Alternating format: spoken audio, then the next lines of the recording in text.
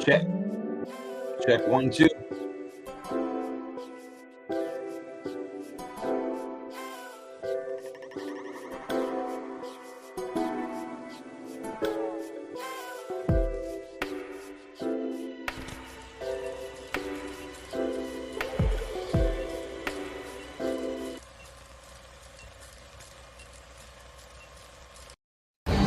Yo, the lies told that you never make it. Hopeless, so it seems. Eyes closed, candles open wide to embrace your dreams. Sometimes you gotta take a loss just to get the win. Like lots of sin was popping in like oxygen when boxes win. Focus on the mental, never lose like a smooth instrumental. Better choose on the move in a pinto. Choose what I get to, never lose smooth on the move, but it's simple. Never give up and we running it, maybe. We just keep winning, we conquering daily. Envision that pay me, it's never this way. We indigenous, maybe we winning this crazy. Your opportunity, your opportunity, your opportunity, it's your opportunity, your opportunity, your opportunity, your opportunity, it's your opportunity, your opportunity, your opportunity, your opportunity, it's your opportunity, your opportunity, your opportunity. Yeah. Welcome one, welcome all, ladies and gentlemen. It is the Lion Villain Report, and I am your host, Russell Wayne. And yes, it is great. It is hump day right here on September the 11th, where we do remember what happened on 9/11, 2001. We will remember. I get to do this because of the sacrifices that, like, there we go. We remember 9/11, ladies and gentlemen. That is the reason why I can come on here and I can talk about football. We have to remember these things, that we actually have freedom, that we can do what we want to do here. And but this is going to be our Wednesday hump day game preview. So let's get this right here. We are broadcasting live right now into the Lions Villain Squad. Thank you to all of the followers right there. We just crossed 53,000. We are barreling towards 54,000. Maybe we can get to 54,000 before the Tampa Bay game this week. So let's get out there and get it done right there. So thank you to everybody that's following, liking, subscribing, sharing to this content right here. Joe Chapman, the boys over at the Detroit Lions News Podcast, thank you for allowing us to broadcast into your streaming service right there. And we're on YouTube, the Villain Squad YouTube, along with JC Sports and the Huddle Sports Network on Roku right now. I don't know, we might be having some difficulties getting in there. Let's try again. I'm going to remove that, and let's see if I can get you guys back in there. We're going to try again. Let's see if we can get in there. And the Huddle Sports Network, ran by Bill the Packer fan and Mike the Bear fan. Boo. No, wait a minute. No, we don't have to boo them, because we believe in faith, family, and then football, which means that I can love Bill the Packer fan as a person, and I can hate his football team, and we don't have to, have any minced words or anything like that, because we have our priorities straight. Faith, family, and then football right here. And this show is brought to you by our affiliate marketing partners at NFL Shop. Use the QR code right there, and you can go get yourself a fantastic Jahmyr Gibbs black looking all slick right there. I love those black looking jerseys right there. But thank you to everybody that uses our link and our QR code for that. So here we are right here. It is hump day. It is the game preview. The Detroit Lions are going to be at home against the Tampa Bay Buccaneers. What are your thoughts on that as I go to the comments right here at the beginning? And of course, right here in the morning. Good morning to you, Henry Gray. Lion family and villains. Good morning from Fed Peterson. It's a great day to be a Lion. One pride. Dwayne King, good morning to all. Let's go, Detroit Lions. NFC North Championship title. All grit, never back down, 1-0. That's right. We got David. Good morning to David. Good morning to Paul Jones. Good morning to Charles, Chuck, Muskegon Posse in the house. Good morning to you, Dave, right there. And now we're talking about the Detroit Lions versus the Tampa Bay Buccaneers. So what are your thoughts on that matchup? Is I'm going to pull up the stats from the last Tampa Bay game. And on the surface, you're looking at Baker Mayfield going 24 for 30 for 289 yards, 4 touchdowns in that game. And I just got done watching just the highlights of that game, so I'm not going to pretend like I knew what the ebb and flow of the game was right there. But let's just go through some of these stats right here for the Tampa Bay Buccaneers. I'll pull this out of the way right here. Just kind of put it into perspective. Baker Mayfield, like I said, that he threw for 289 yards with 4 touchdowns, no interceptions. He played a very clean game right there. Bucky Irving had 9 carries for 62 yards, but most of that was in the fourth quarter. Rashad White was pretty much held in check. If you have him on your fantasy team, I hope that he was on your bench. But the real story of the game is one Mike Evans. Like Mike Evans made a contested touchdown catch in that game. That was pretty amazing. I mean, the defense was all over them. And if Mike Evans does that, I mean, he might be the most consistent wide receiver in the last 10 years out of anybody. I mean, he gets 1,000 yards. I mean, you can pretty much throw it in as a lock that this guy is going to get 1,000 yards receiving, 10 touchdowns. That's just what he does. That's what he is. And Baker Mayfield, he's a gamer in the game. But what I saw at the end of that game is I saw a Washington Commander team that really gave up in the fourth quarter. I mean, defensively, they were just allowing the big gaping holes, and they weren't tackling well.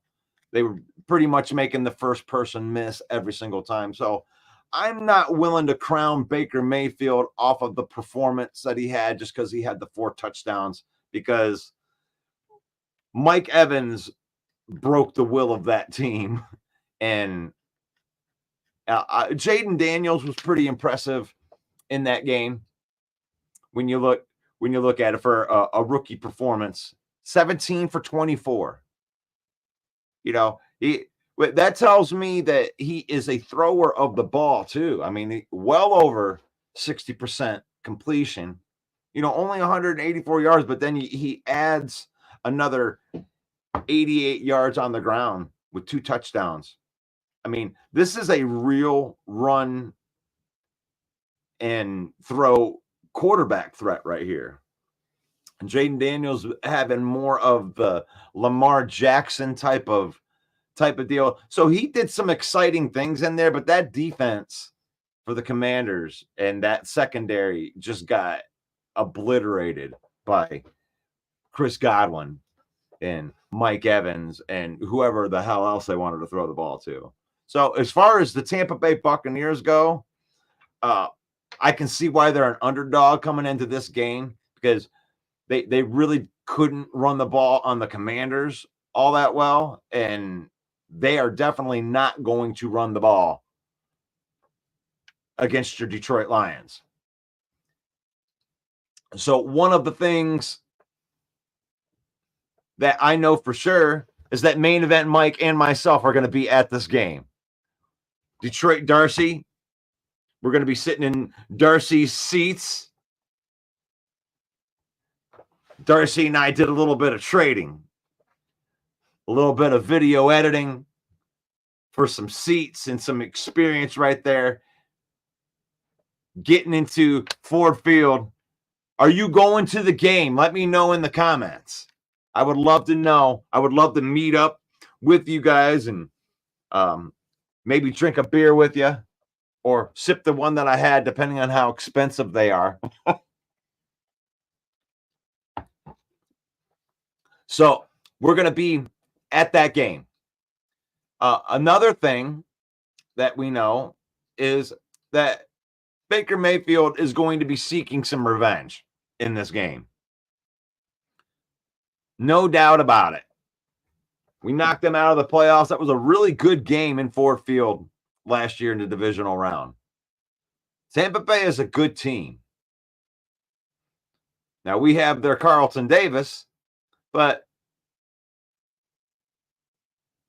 they have had a pretty good defense for the last few years. They need quarterback stability. They appear to have gotten it with Baker Mayfield.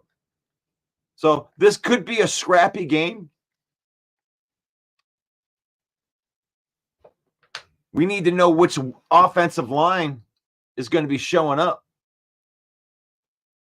Is it the offensive line from the beginning of the game that was making some, a couple errors, some false starts? Or is it the offensive line that showed up at the end of the game where it was like a locomotive and the Rams were in the way? So when we look at the Lions and the Rams, it's like, I think that the general consensus that we're overselling the Rams 20 points. The Lions defense showed out in this game.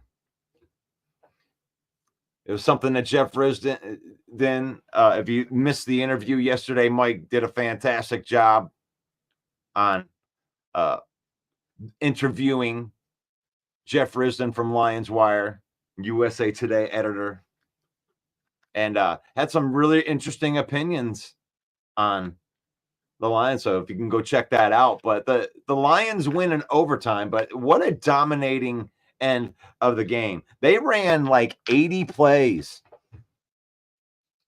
The Rams ran like 80 plays, and for them to come away with 20 points, that was something that Dan Campbell brought up in the press conference. So I wonder if we're overselling. I mean, the defense really carried the game right there, other than that. Now, if that offensive line that showed up in overtime shows up on Ford Field on Sunday, this Lions team could run over this Tampa Bay team.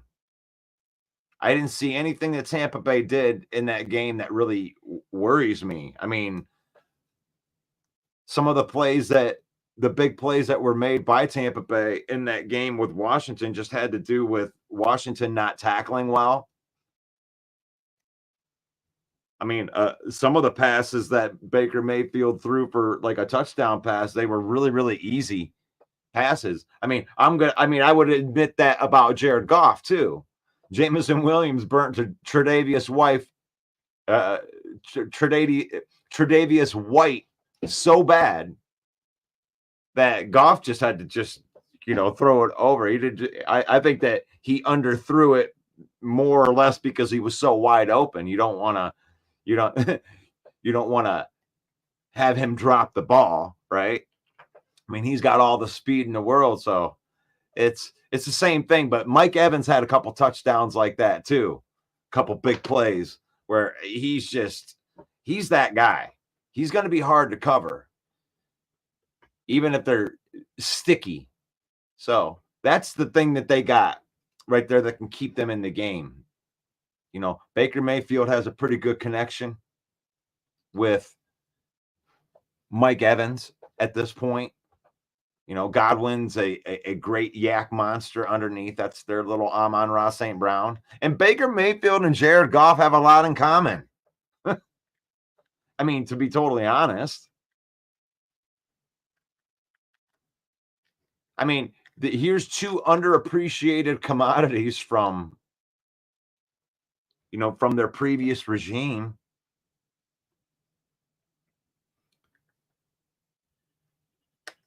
Yeah. Well, wouldn't the Browns love to have a great quarterback like Baker Mayfield at this time? That was a good one, Mike. That was a good one.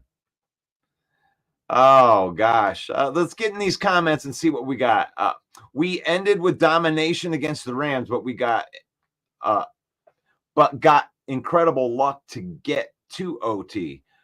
Do you really think it was luck? I don't think it was luck. I mean, I think it was a good game. Stafford deserves all the credit in the world, guys. Like when it comes down to it, I don't know how much I've really gotten a chance to talk about this, but the Stafford, the Lions got out to a big lead, and Stafford chipped away at it, and the defense that allowed Stafford back into the game, those are correctable things when it comes down to it. I mean, I think that the Rams really got lucky to be in the game.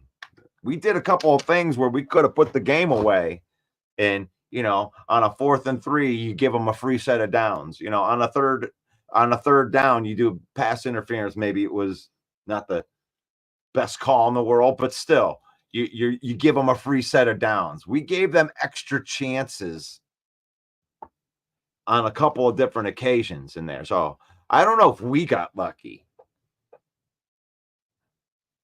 I think that it's just a good game that ends the way that it did, but that domination at the end of the game. I mean, think about that. If you get into a heavyweight fight with somebody and you guys are trading punches, you start out and you're just beating his ass, and all of a sudden that dude starts fighting back, and all of a sudden you realize that you're in a fight, but then it ends how it started. You know, you pushed back a little bit, but in the end, you know, when it got out into the deep waters, right? That's what we like to talk about here. Got to take them out into deep waters. And that's what we did. We took them out into deep waters. And when it mattered, that offensive line was complete domination. Just went straight downhill, straight run. We don't, what those are high percentage. You know, the least chance of a turnover is to turn around and hand the ball off and go off tackle. We've seen that play on Madden, right? So I'm not going to agree with you on that, David. I don't think that we got lucky. I think that we willed ourselves. Like I said, are we overselling the 20 points that they had? Stafford had to work for every single drive, I mean, they had to dink and dunk down the field because our defense was getting in the backfield so fast. He had to get rid of the ball in a record amount of time, which was like 2.1 seconds or something like that. Something amazing. They had to get the ball out quick. But that's a slow offense when you do it like that, you know? I mean, they're lucky that they did have a guy like Cooper Kupp, that they were just finding ways to get him the ball, but he had to work for everything that he got. Terrion Arnold, even though he gave up, I mean, when you look at the stats, you're like, wow, he gave up all these yards, but I mean, he had to do it on 14 catches or something like that. That's all they could do was go to Cooper Kupp. Terrion Arnold was tackle. Just, you know, you don't have to get an interception on everything. You just got to make it hard. Make it hard. Gosh, you're still there. And that's what happened in that game. You know, it got to overtime. I don't even think if Stafford, they got the ball. They didn't want to go against us at an even deal. Now everything's on the line. They got bulldozed when it mattered. And I think that carries over, in my opinion, right here. If I'm doing the preview, I'm doing a preview. I watched the Tampa Bay game. And they had done well. But there was poor tackling in that game. I'm not going to give like when the Lions played their game, that was a good game. Those linebackers, we thought that Ernest Jones, that the departure of Ernest Jones was going to be this big thing. Oh yeah, they're missing all these different people, but the guys that stepped in played out of their minds. Those linebackers, they had great linebacker play. The guys that they had on the next up, they wouldn't. And then I started thinking about it, and it's like the Rams have ran a pretty good shop, obviously, when you think of franchises over the last 10 years. And you think they would have traded Ernest Jones, even though he's a great player, but do you think they would have traded Ernest Jones if they didn't have somebody, sitting in the cupboard, ready to go, that's been in the system? And that's exactly what happened. Next man up, and those guys stepped up and didn't miss a beat. So, I mean, I give credit to the Rams in that. But when I watched the Tampa Bay versus the Commanders game, they took advantage of poor defense. So, you got to give them credit for that. But if the Lions tackle as bad as the Commanders tackled in week 1, then yeah, I absolutely think that the Tampa Bay can be in this game. But if the Lions play defense like they did last week, and Stafford running that offense, getting rid of the ball that fast, I don't know if Baker Mayfield can do that. Baker Mayfield normally isn't a quick release kind of guy. They try to get that stuff running off of play action all the time, but that ain't going to work with us. That ain't going to work with us. The DJ Reader impact cannot be undersold. DJ Reader is a dude. That is a dude right there. The Lions are about to get extremely deep on the defensive line.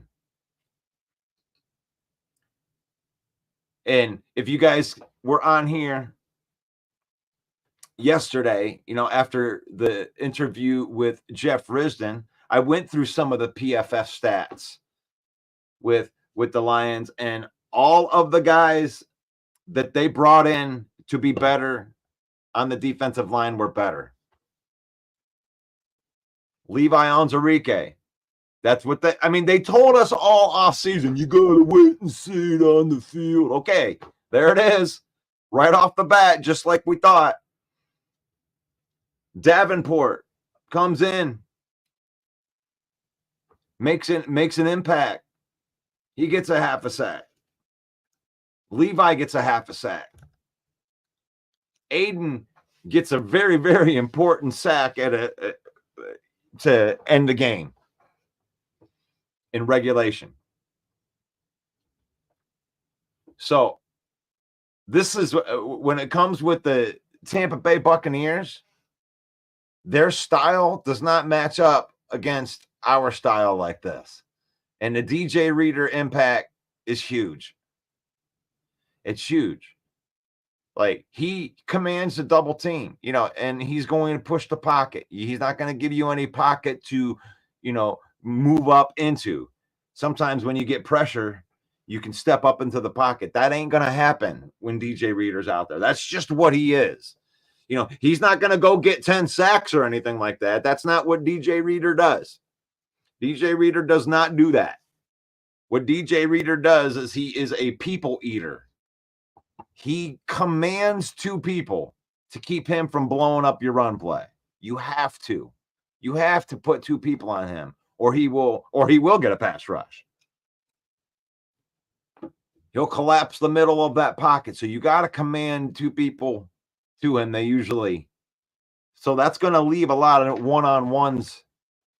You know, Aleem McNeil is more of a pass rushing defensive tackle. With DJ Reader, that's going to help Aleem McNeil and Aiden Hutchinson and Marcus Davenport. The DJ Reader impact is huge.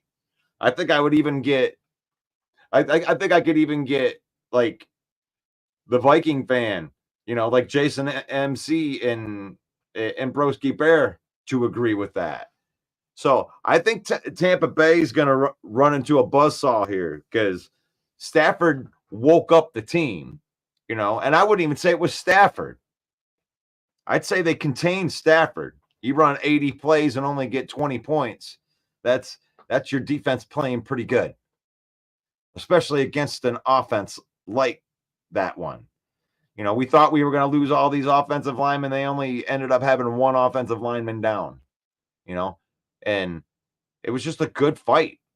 It was a good fight in there. But when it comes with this second week, you know, maybe there was some rust with that offensive line, but that rust got shaken off in that fourth quarter. You know, I mean, it was just what the doctor ordered. You know, you're coming out of the gates, and you know, a lot of teams, it's like you got to knock off that rust. It's better to knock off the rust while getting a win than to, you know, take the L. Let's see. I got to get in here. Baker, let's get in here with Hey Peoples. Good morning. Okay, I think I'm in here in the right spot. So I don't have to see you guys. Don't have to see me reading. I'll get these up here for the comments. We got Henry Gray in the house. Baker's playing against a much better secondary this time around. Hey, Henry, Detroit fan man, Dwayne and Fred and everyone else. We ended with domination in the rain. Okay, I went back too far. Okay, I'm sorry. There will not be a missed wide open Evans in this game like there was last season. Our DBs are better this time around.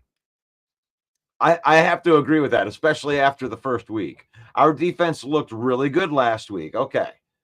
Maybe we have smarter fans on here, but like I always look through and if you guys have a chance, go over to the Facebook page and give us a follow over there. Hit over 53,000.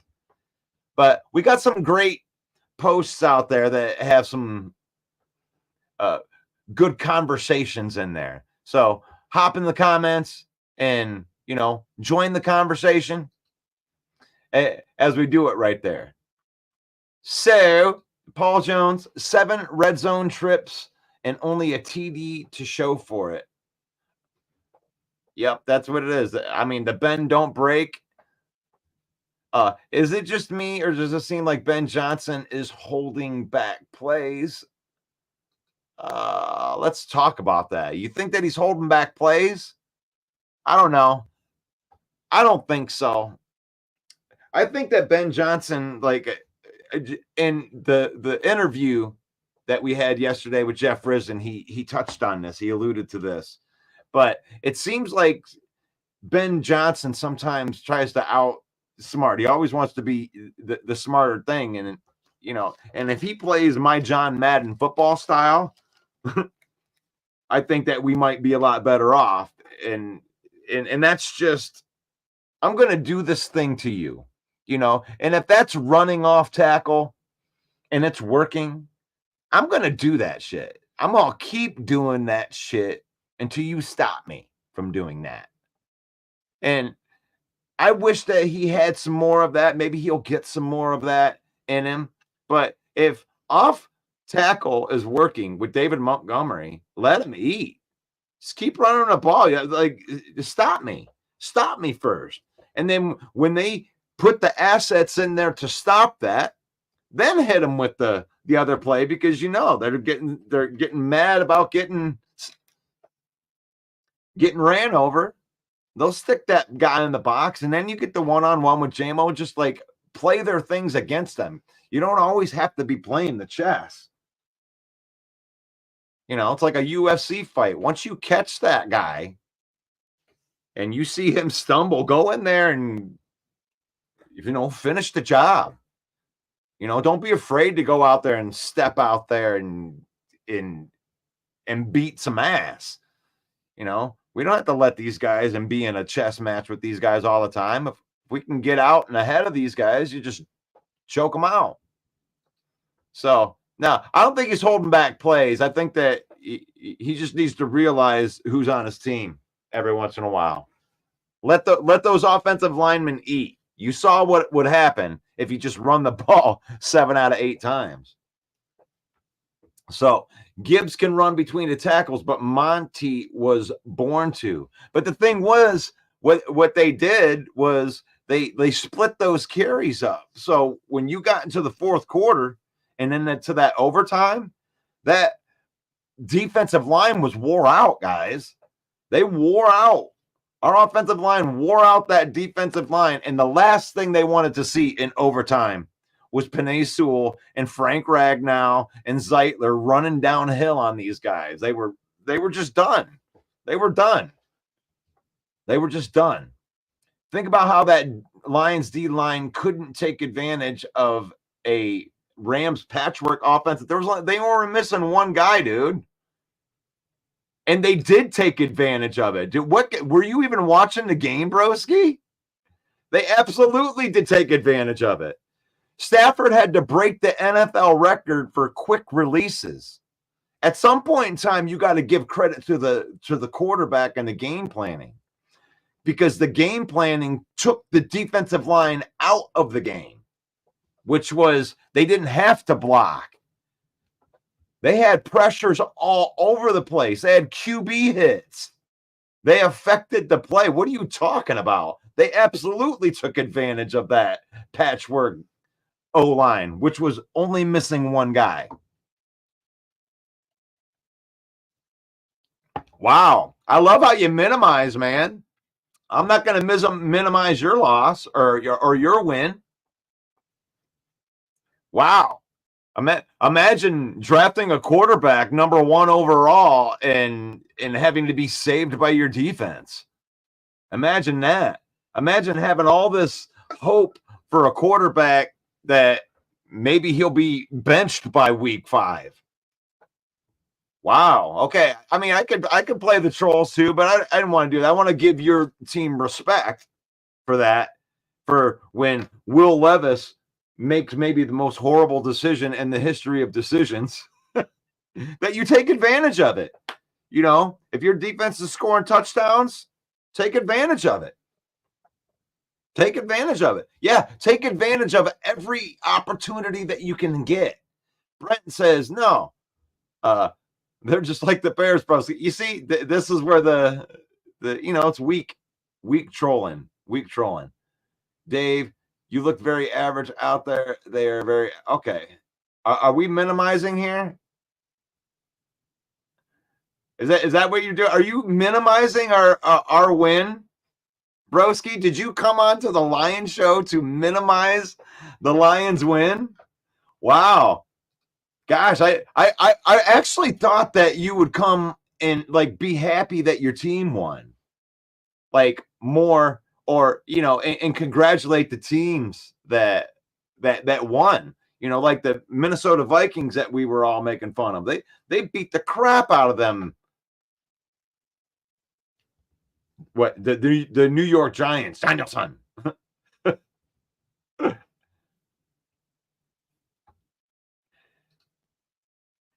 Hey Joseph, I think Broski hops around to different podcasts to spew the negativity. Okay. Broski says, maybe you're a product of Detroit and Flint public schools. You don't know what very average means, LOL. Okay. Mark says, St. Brown was double teamed a lot against the Rams. The other teams will follow suit this year. Okay, good. Yes, please. Please double team. Hey, the thing is we don't have a selfish team, guys.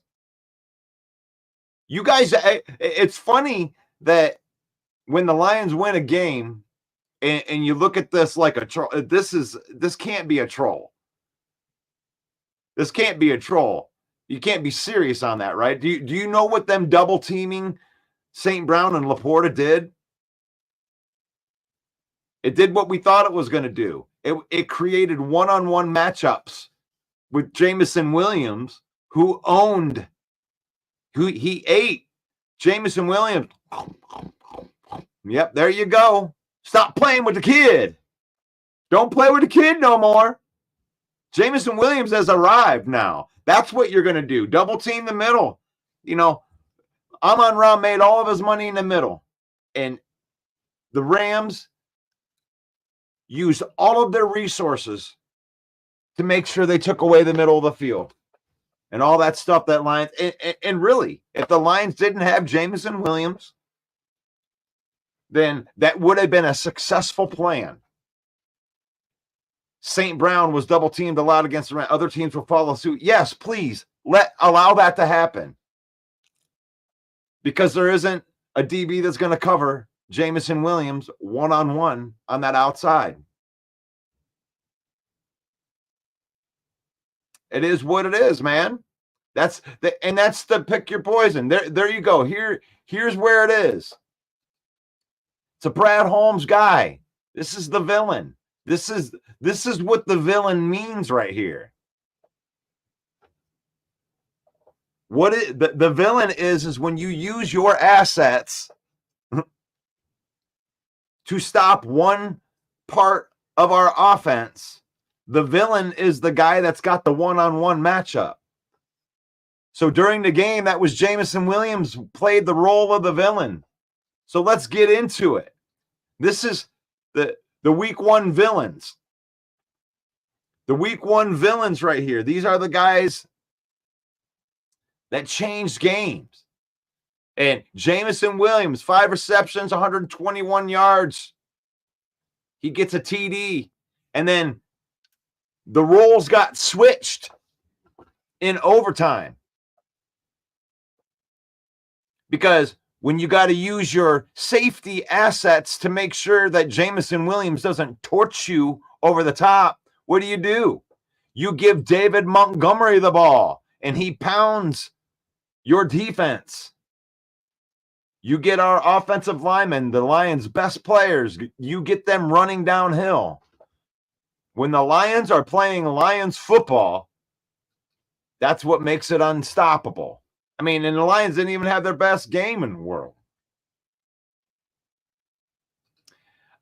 Lions win was solid, saved their butts. Hey, what was that? You were at the same time talking about the D-line not taking advantage of the Rams patchwork. It's a legit observation. Well, for one, I am not going to promote. I'm not going to be in there, and I wasn't in there. I'm not gonna promote that podcast. Broski sticks to the facts, even though he's being rude about it. We can do the same thing. Hey, I don't think he's being rude about it. He's pointing out something. It's like, what do you mean by take advantage of a patchwork offensive line? I mean, I'm not seeing that. I'm bringing up my PFF right here on my defense, just on snaps right there. I look at three. I see here's what the Lions did against the patchwork offensive line. 3 sacks, 9 quarterback hits, 15 hurries, and 6 tackles behind the line of scrimmage. So, Broski, you're sticking to the facts. Russ, I love it when you get emotional. I just stick to facts. I'm sticking to facts right there. You're trying to sell You're trying to oversell what the Rams did, scoring 20 points. Did the Lions not take advantage? The Lions didn't take advantage of their patchwork offensive line. And you're telling me that you're using facts, and I'm going to bring up the facts. Here's the facts. Right there. And this has nothing to do with PFF grades right here. Sacks. There's the sacks. 3 sacks.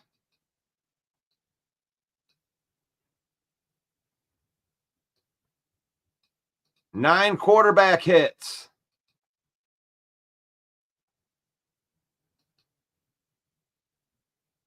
4 by Hutchinson, 2 by Davenport, 2 by Levi Onwuzurike, 1 by a guy from our practice squad. Got a sack by Hutchinson, sack by Marcus Davenport, sack by Levi Onwuzurike. 6 hurries by Hutchinson. 3 hurries by Marcus Davenport. 2 hurries by Levi Onwuzurike. I mean, you want to hit me with facts? That's facts. Right there is that the Lions took advantage of a shoddy offensive line.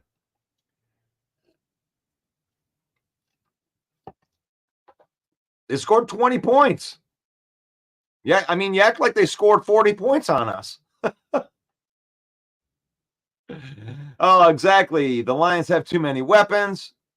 I will prepare a costume, the most diverse meal of crow for Jeff.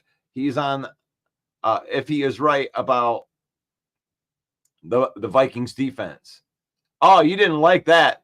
Yeah, I'm very happy they shut down Saint and Laporta. It proved that to everyone that JMO can be that guy. Yep, it finally gave JMO the opportunity to get his looks, and the opportunity showed out. YouTube chat allows people to be rude and offensive if sitting in front of someone will temper your words. Oh, okay. Are we doing tough guy talk now? Come on, guys. Lighten up the chat. We're just talking. We're just talking. There's a little bit of trash talking that can come along in here. You know, but the thing is like what we like to do in the rules in this show, broski, is we like to celebrate the teams that win, and we like to try to be positive moving forward, because you should get to celebrate for 7 days. I mean, if you want to come in and poo-poo on a Lions party, that's fine. That's fine. That's a character thing on that, because I celebrate the wins. You know, if you want to trash, we want to talk some major trash. Let's talk some trash about these Green Bay Packers. Because with or without that injury, that team didn't look that good. And I know that they want to go all excuses. They want to talk about the field. But, you know, both teams had to play on the field. And, you know, they had lots of penalties in that game. And they lost. You know, 0-1. That's one team that doesn't get to come in here and talk trash. You got to take your medicine on our show. I take my medicine when we lose. I do. But I'm definitely not going to take medicine on my show on a week where we win. We don't have to do that. We don't have to overanalyze like other shows do.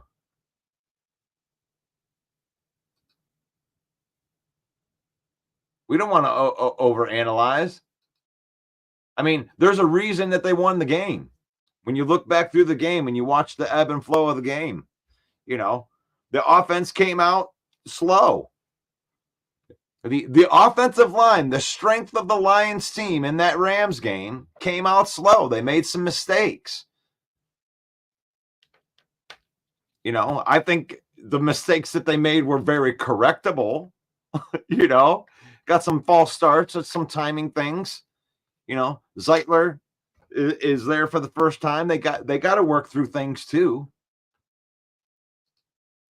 Joseph, you come with insult and personal attacks. Lazy troll. Yeah. Personal attacks. You lose when you go in personal attacks. CW is going to go down in history to be the first rookie quarterback gifted a game since 2000 with a below mediocre game. Yeah, Jaden Daniels was a better quarterback than Caleb Williams for sure. No doubt. Broski, our D-line, is only going to get better. Fred Peterson, how many games is Keenan Allen out the season? Keenan is injury prone, but let's talk about the Lions getting injury prone players.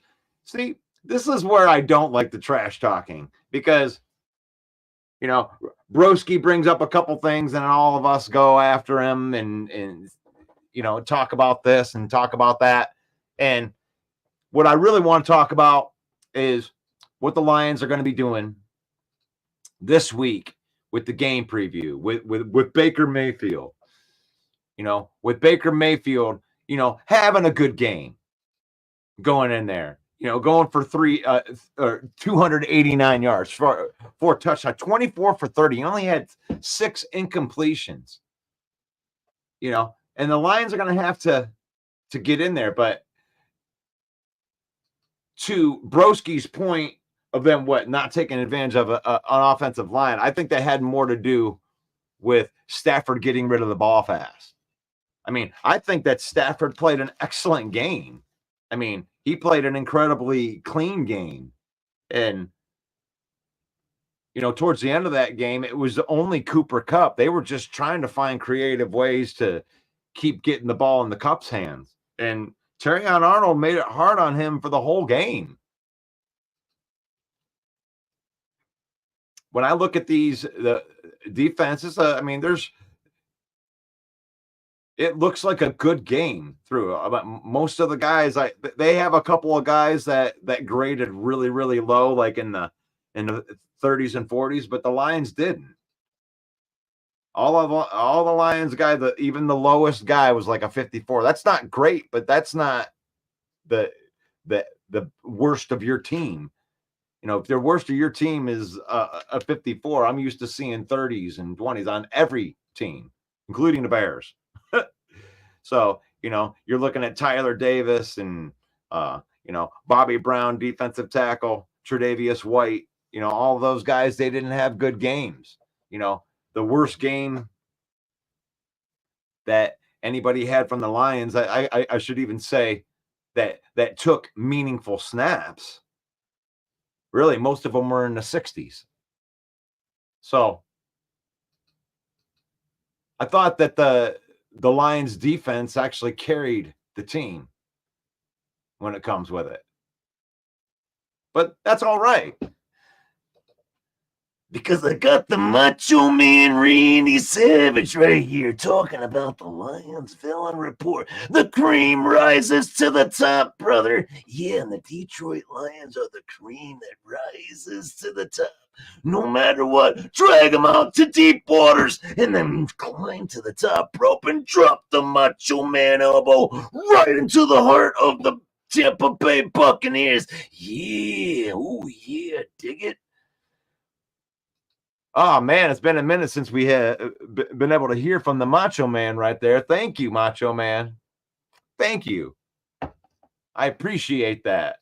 What I'd like to have right now is for all of you fat, out of shape, cheese-eating Milwaukee pissants.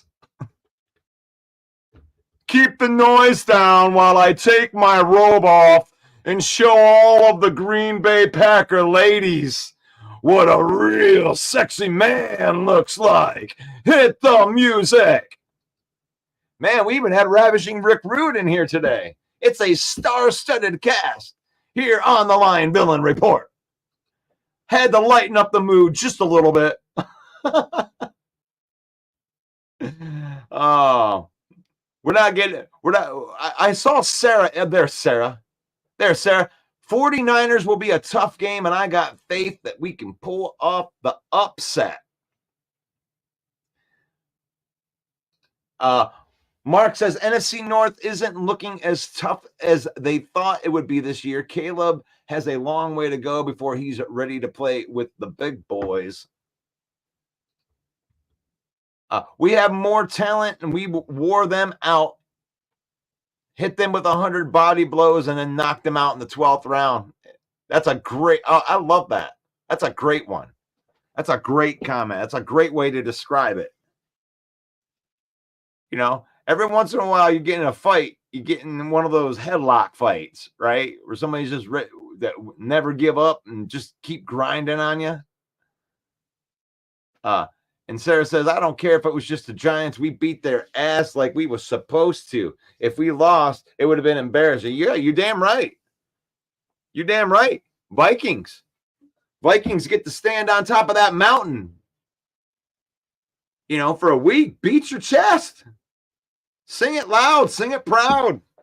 Vikings got to win. There's 3 teams from the NFC North that got to win. And if you would have told me that one of those teams wasn't the Packers at the beginning of the season,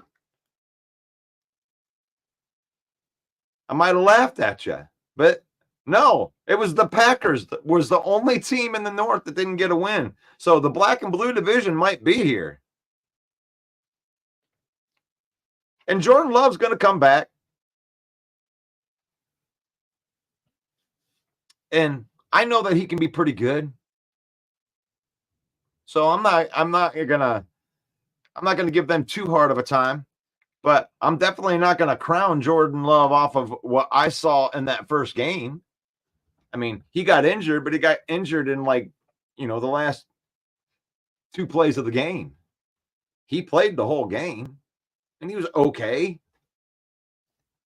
You know, Jaden Reed is a real deal. I'll tell you what, that dude's a threat to score from anywhere he gets the ball. Jaden Reed looks like the real deal. He's following it up. But not Jordan Love. Not Caleb Williams. And what I tell you, Sarah, that's Sam Darnold. Here's to Sam Darnold. It's amazing what you can do with a couple weapons, right? Like, I may not be sold on the Vikings defense, like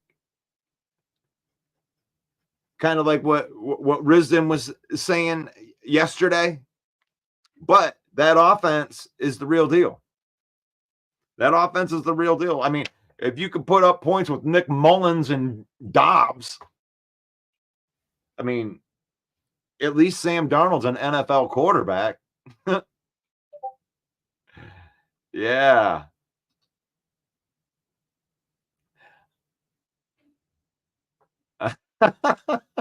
I love you, Joseph. Thank you. Oh, gosh, I get the injury prone. There's a good chance that Swift's missed a couple games, but the Bears have 3 nice running backs. I'm not concerned. Yeah, I got Roshan Johnson stashed on my bench, broski. For that reason, I knew that Swift wasn't going to last very long in there. Good point, Steve. Fred, I'm not making fun of Davenport. I'm just giving you a timeline. Yeah, Davenport, cross our fingers. I mean, if he gives us, what's the over? We set the over and under, Sarah. We set it on at 10 for Davenport. If he gives us 10 games, we're going to feel like we got a good deal out of it. If it's less than 10 games, then it becomes Davenport, right? But he looked pretty good in that game. Davenport with a sack and a couple hurries. What did he get? Hurries. Yeah, he had 3 hurries, 2 quarterback hits. So yeah, he had a good game, but it was, it's a different deal here. Like I said, when I'm doing the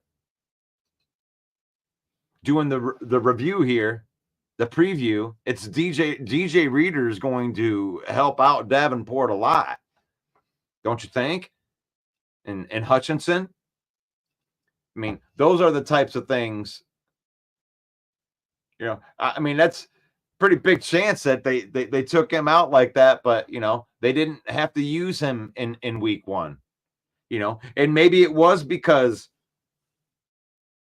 they didn't have all of their offensive linemen. They probably felt like they could give Reader another week to, rehab that leg.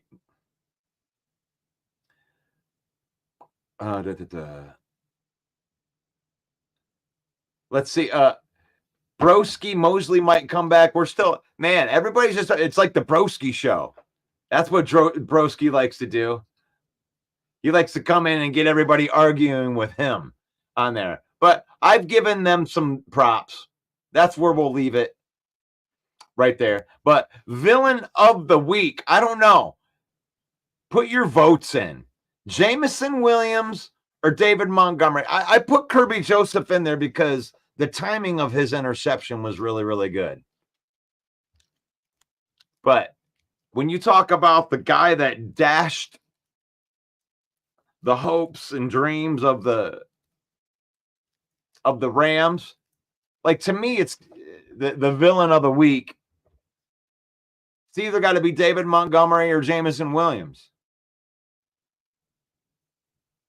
I mean, kudos to McVay for putting together, or their defensive coordinator putting together a defense that took away the middle of the field. They were doubling Laporta, and they were doubling Amon-Ra St. Brown the whole time. But the villain is the one that takes advantage of it. When you zig, the villain zags. When you push, the villain pulls. So that's either Jameson Williams or it's David Montgomery in that fourth quarter. Because that was the last thing that any team wants to see in the fourth quarter.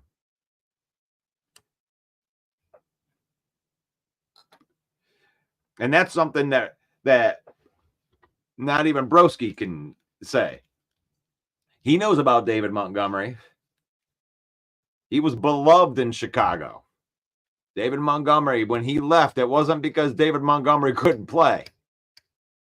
It was because they wanted to go into a different direction. They thought they had something in Khalil Herbert. And then they draft the running back. But they didn't get rid of David Montgomery because he wasn't good.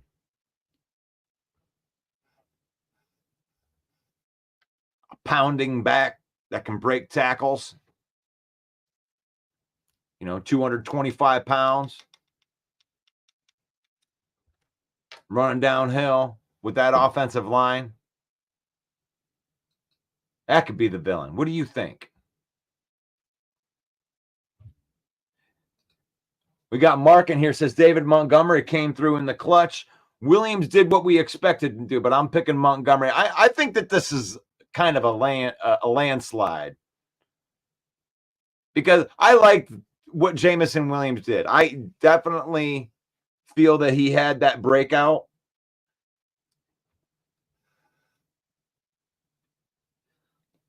And he was what he needed to be. Right? We speculate. When it comes to how we speculate in the offseason, one of the questions, what are the Lions going to do with, who's going to be the guy behind Amon-Ra St. Brown? We'd like Khalif Raymond, but Khalif Raymond isn't the guy for that, Somebody had to step up. The Lions bet that guy was going to be Jameson Williams, that he was ready to take the step. And that's a good feeling, right? When you know that you're developing players and you can kind of predict when they're going to take their step outs. And it looks to me like JMO just needed some maturity and a little bit of off-season work. He had to get on the same page with Goff. get him put into the offense. Because when I looked at his target share from last year, I mean, Jameson Williams was only had 6 targets in like 2 games, I think, last year. And in this last game, he had 8 targets. So he had more targets in one game than he ever has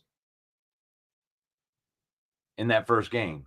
So when you got a guy that's talented that can run like Jameson runs, then, you know, the more targets, the better. You got to try to get the ball into his hand. He's a threat to score anytime he touches the football.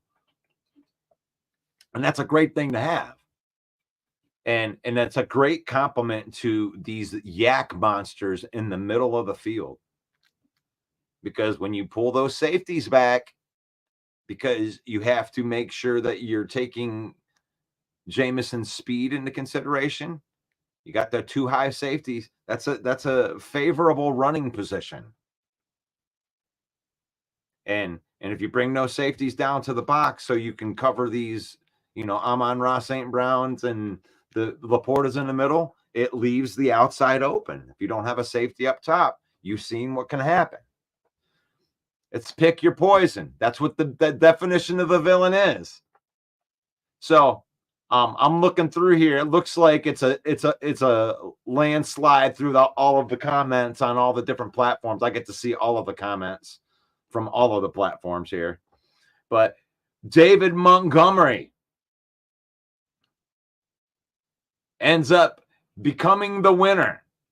I don't have a David on here. Where'd my David Montgomery go? Oh, well, I'll put that up. The winner, David Montgomery of the Villain of the Week via chat. Now, there is a poll that's going to come out on the Lionsville Villain Squad Facebook page that also has the villain. You can put your own villain in that comment too. If I mentioned somebody that I should have mentioned, I mean, did I miss somebody?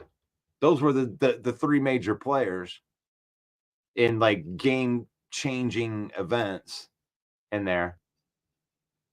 So who gets that? Well, this episode is brought to you by the sweet Jahmyr Gibbs black jersey right there. You can use that QR code, use our link. That would be awesome if you would do that. And we appreciate those that support the show, our affiliate marketing partners, NFL Shop, throwing the link into the comments right now. Thank you for supporting the show. Join the conversation.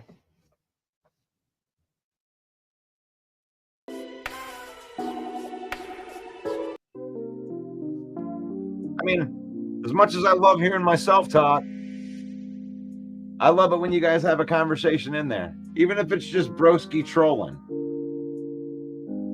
bringing up his valid points. I thought that I did a good job combating his valid points. You know, the point was, why didn't we do better against a defensive, their trash offensive line? And 2 counterpoints to that was they were only missing one of their offensive linemen by the time it started. Jonah Jackson actually got to play guard. And they had 15 hurries, 3 sacks,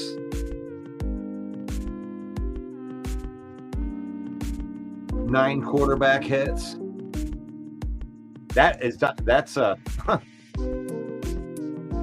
That's a dominating performance by the defensive line. That may be the best defensive line performance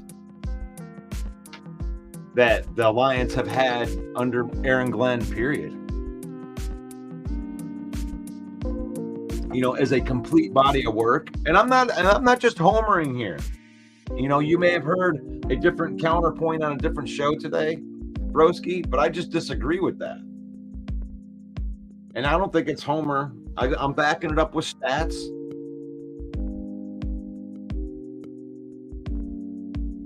So I love that point, though. I mean, you want to see them get pressure. You want to be able to see them affect plays. And the defensive line did exactly that, broski. They forced Matt Stafford to run an offense that he got rid of the ball in less than 3 seconds. He didn't escape the pocket. He didn't run. He didn't affect anything. He had to get rid of the ball quickly.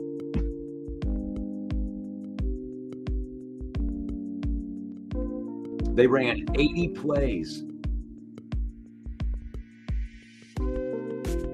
And really, if there's a criticism, it's like the offense has got to play better. You know, it was the offense that I would, if I'm going to put any concern on the Lions, it would be the offense. But I'm not going to put concern on the offense because I have confidence that the offense can score when it needs to score. I also have confidence that the offense is going to blow some teams out this year and put up crazy points. This is a league that goes from week to week. You show some certain things. And anybody thinks that they can just double team Amon-Ra St. Brown and Laporta and stop this offense. Well, that was proven that you can't do that. And I don't know if average football fan understands how important it was for JMO to be big in that moment. Because what happened is the Rams effed around and they found out.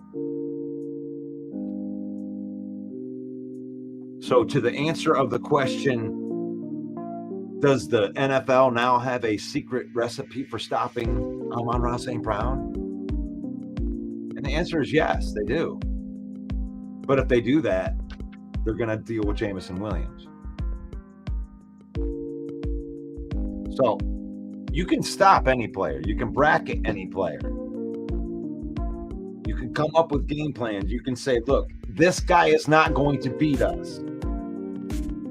And that's where they always say, hey, you got to have another guy that's going to step up and make plays. You're right. And that guy's Jameson Williams. That makes the offense dangerous. That's what is the final element that makes the Lions offense dangerous. Because you can't, this is the NFL. This is the NFL. So they will stop you. Your best players will be stopped. It's like, what is your counterpoint to that? And the Lions have a counterpoint. His name's Jameson Williams. But David Montgomery wins the 9/11. We salute you. Heroes that went into that falling building and saving lives, and the ones that didn't make it out.